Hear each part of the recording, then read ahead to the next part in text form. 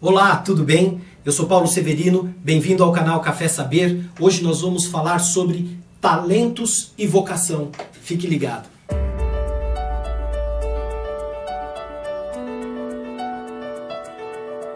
Oi, há alguns dias eu coloquei no ar, eu fiz uma postagem falando sobre talentos e vocação. E a importância de que a gente olhe para si mesmo e identifique os nossos talentos para que a gente tenha um melhor desempenho em tudo que a gente fizer. Só que nós temos uma dificuldade, não é? A maioria das pessoas tem dificuldade de reconhecer os seus talentos por causa de alguns conflitos que eu quero compartilhar com você hoje.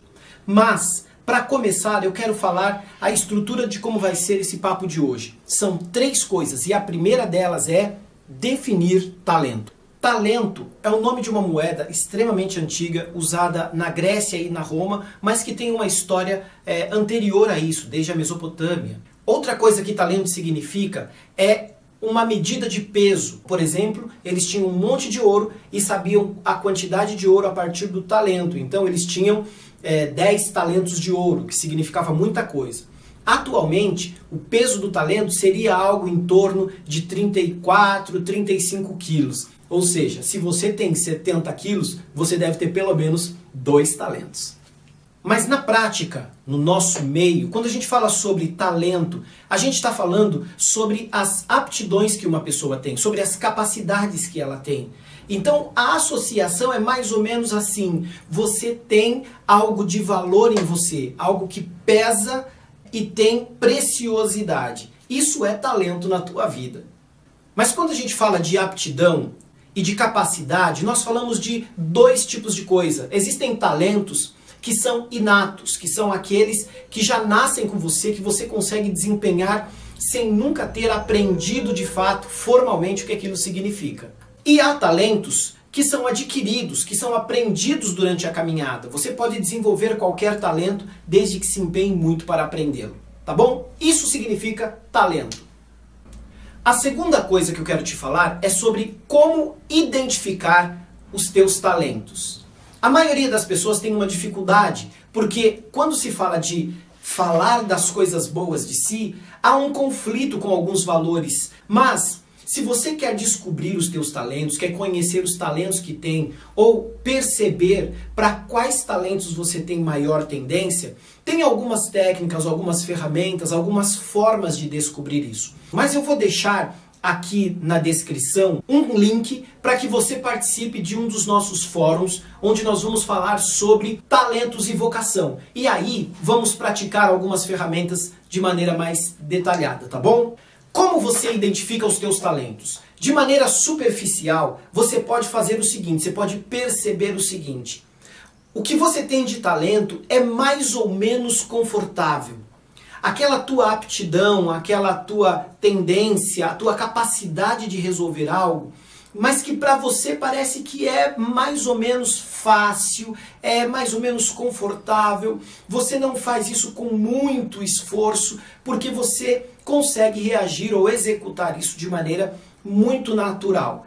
É uma forma de perceber o que é talento.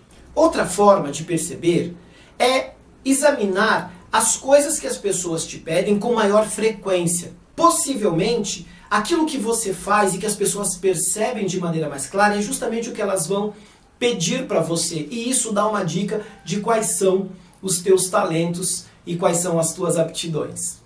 Agora, tecnicamente, tem algumas ferramentas incríveis que podem te dar uma visão bastante clara sobre os teus talentos.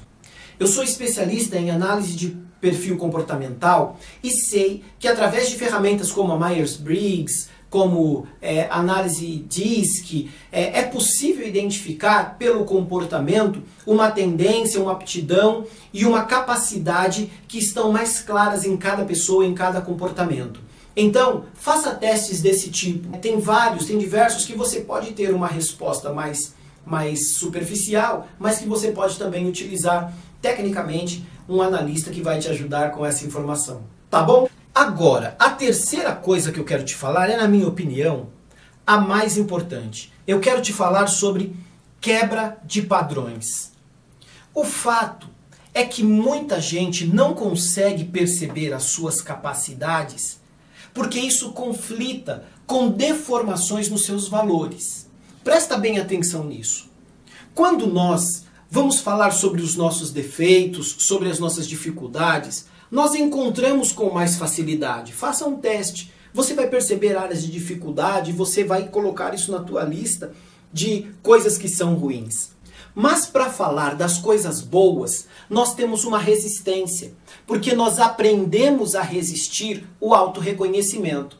Pensa bem, quando você ouve alguém falando que é bom em alguma coisa, qual que é a primeira coisa que você pensa? Você não acha aquela pessoa um pouco arrogante? E esta arrogância é o que nós tentamos evitar na nossa vida. E por isso, nós deixamos de pensar naquilo que somos bons.